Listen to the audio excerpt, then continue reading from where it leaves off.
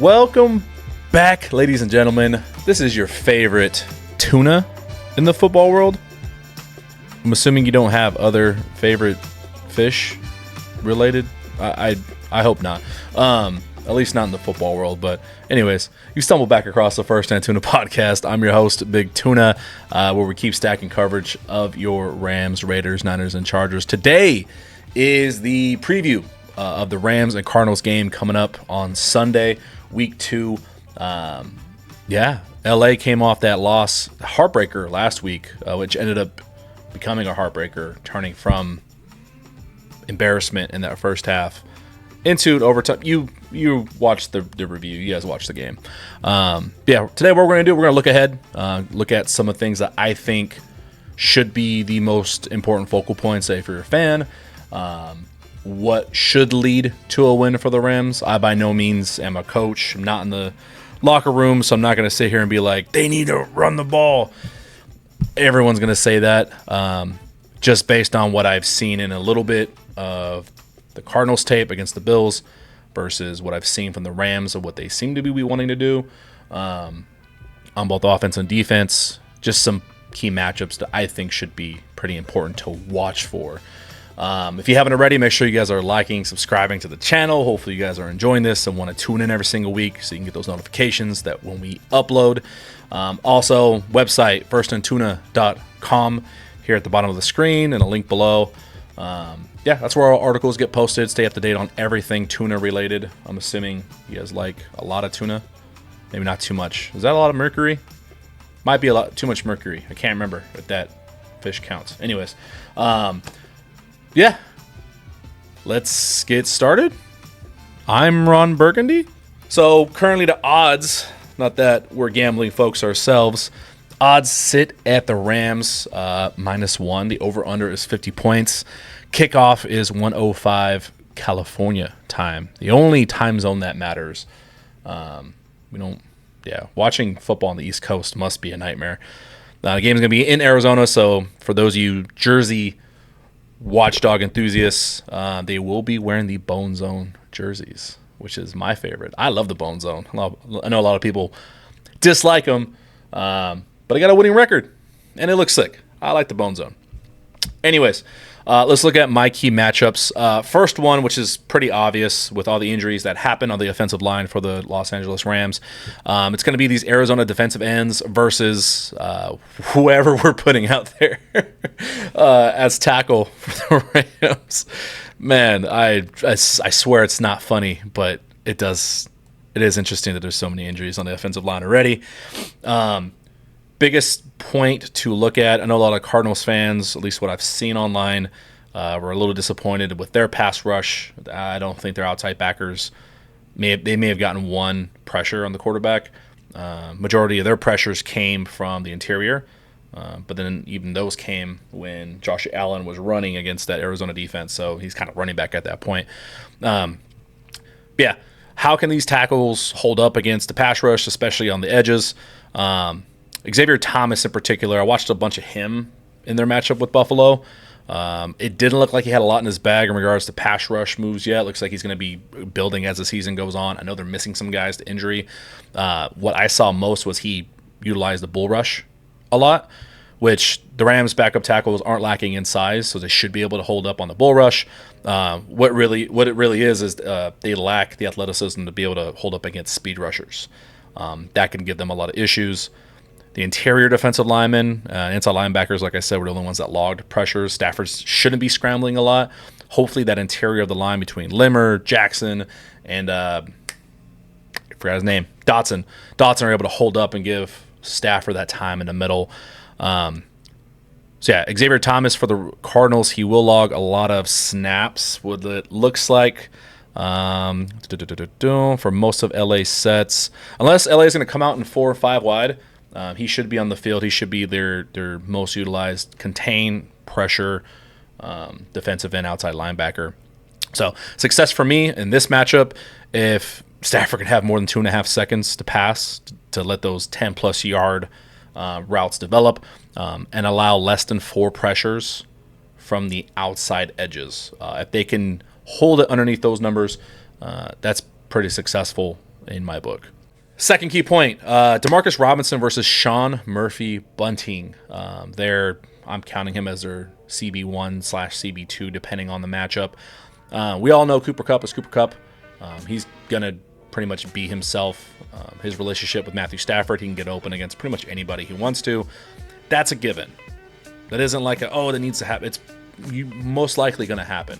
What you want to see is, can another wide receiver step up and be targeted a lot and get a lot of separation against the defense, so that way there's variety, that there's balance on the offense.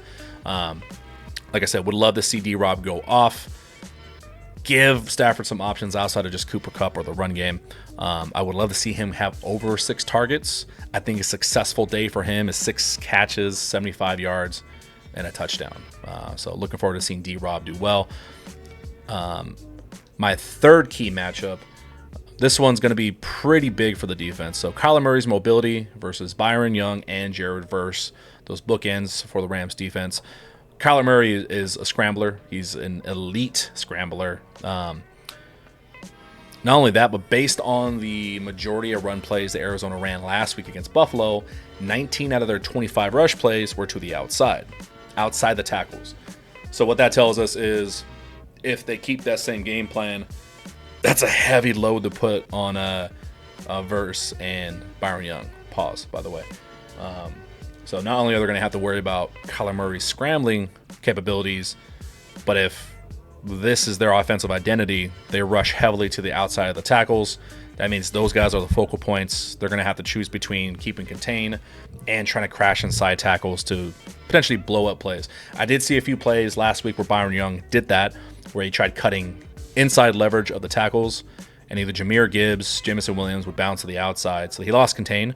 Not sure if that was coordinated that way from Shula's scheme, or if he just took a chance and he happened to miss it a few times. So that's going to be a huge matchup for them as well. The scrambling capability of Murray, the outside run, just the responsibilities that our edges have for this week. Those two can log 1.5 sacks and have 2 tackles for loss. Between the two of them, I think that's a successful day in that matchup. Being able to keep him in the pocket, let Kobe Turner, Bobby Brown try to push from the middle, keep him contained in the pocket. That's going to be a huge matchup, man, because Kyler Murray, he scored a Madden-like touchdown scrambling around against Buffalo. So he's prone to doing that.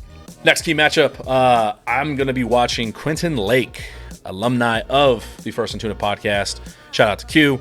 I'm going to be watching his matchup versus Greg Dortch. So I picked out Greg Dortch. I know some other folks are watching, Trey McBride, the tight end. But Quentin Lake, last week, a lot of times when Amon-Ra St. Brown was lined up in the slot, Q was traveling with him. Whether even crossing, man, zone, Q was taking care of that slot, and he held him to damn near nothing on the day, which is awesome. Almost logged his first interception in his career as well. So, Greg Dortch, I saw him utilized a lot in the slot. Not only that, but he was targeted 8 times. He had 6 catches for 47 yards. You're going to see a lot of crossing routes from Greg Dortch, especially for Kyler Murray. It just matches up well with his capability to run and extend plays. Those guys are going to be looking to cross and get open. Q's in charge of these assignments and coverage, generally speaking, and his big task is making sure that I think as long as Dortch doesn't have a lot of yards after the catch, it's hard to say, hey, don't let this guy get any catches. It's going to happen. It's the NFL. Guys get open. But Dortch seems to be slot heavy and seemed to be a safety valve for Kyler Murray last game. 7 of his targets were under 10-yard routes, which tells me obviously those are counter blitz routes. Those are shorter routes for him. Not so worried about him making those catches, but this is a successful matchup if at the end of the day Dortch has less than 15 yards after the catch. If he can hold him to 6 catches, under 15 yards after the catch, I think you can log that as a successful matchup for Q, because that means that even if Murray is trying to extend plays, he's closing in right away. That means the coverage is tight. He's not lost in space. He's there making sure first downs aren't getting picked up after the catch. So I'm going to be looking out for Quentin Lake this week. And our last matchup, Obviously, you want everybody on the defense to do great, but a key one, especially because you want to come back, you want the defense to bounce back after giving up all those rushing yards in the game, especially in overtime. Left probably, I'm assuming, a sour taste in their mouth. This is a tough defense. I think their rush defense is better than what they put on the field last week.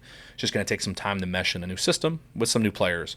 So the last matchup I got, Bobby Brown versus, I hope I can say his name, Hjalte Froholt. Hjalte Frodo. I'm just calling you Frodo, bro. Sorry, please don't be mad at me. They only had 5 rushes inside the tackles last week on Sunday. Again, not sure if that was just game planned to get away from Ed Oliver, or we'll see. But let's make them repeat that. I would love to see the Rams defense take away that aspect of the run game, because I think James Conner is a very underrated running back. So they can take away the between the tackles run, force them outside to run sideline to sideline, let this good tackling secondary and let those edges of Verse and Young capitalize and get those tackles for loss. There's a lot to be established there for Bobby Brown in the trenches. I think he can have a huge day for himself. And I think this ends up being a successful matchup for him if total the defense with Bobby Brown at the nose, keeping the Arizona run game underneath 4 yards per carry. If they keep him under 4 yards per carry and even log a tackle for loss for himself, that's a good sign that he's successful, I guess. So yeah, those are my keys to matchup. Those are the main matchups I'm going to be looking at. There's other givens, obviously. Matthew Stafford, Kenny Pitt, like, you know, the stars are going to play like as best as they can. It's these specific ones that I think accumulate over the course of a game that end up being more important than people realize. So yeah, these are my keys. And then to kind of wrap everything up, I got 3 victory points for you guys that if these 3 things happen, my prediction will come true. So 3 victory points. Number 1, Demarcus Robinson and Colby Parkinson. They get 10 targets between the 2 of them. I don't really care about everything else, but if those 2 can log over 10 targets, that means that there's attempted balance with the offense. The run game is probably being utilized pretty well. There's probably some play action in there being dumped off to Colby Parkinson. We'll love to see him build off of his pretty decent game last week as well. And I already talked about D-Rob. I want to see D-Rob get a touchdown, man. That dude, he just always finds a way to get open. Point number 2, holding Arizona under 4 yards per carry. Like I mentioned about Bobby Brown, man, there's just so much room for the defense to capitalize. I didn't even mention this part, but the Cardinals offense is missing one of their starting tackles. Jonah Williams looks like he's going to be out with a knee injury. Again, 19 of 25 Cardinals rushes last game were outside the tackles. So if that's their identity, you kind of know where they're trying to lay their strength on. I'm not sure. Again, I don't know if that was just a single game plan or their identity. I guess we're going to find out this week.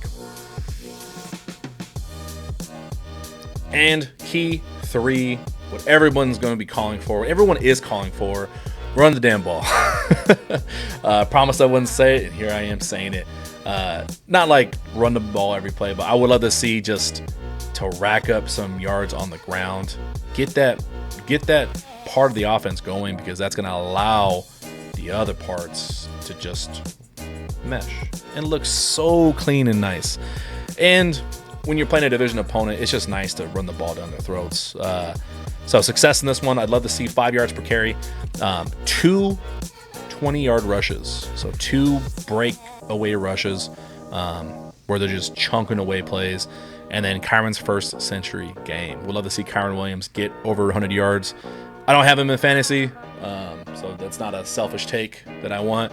But I just think that if those numbers add up, that tells you that the running game is obviously successful on the day.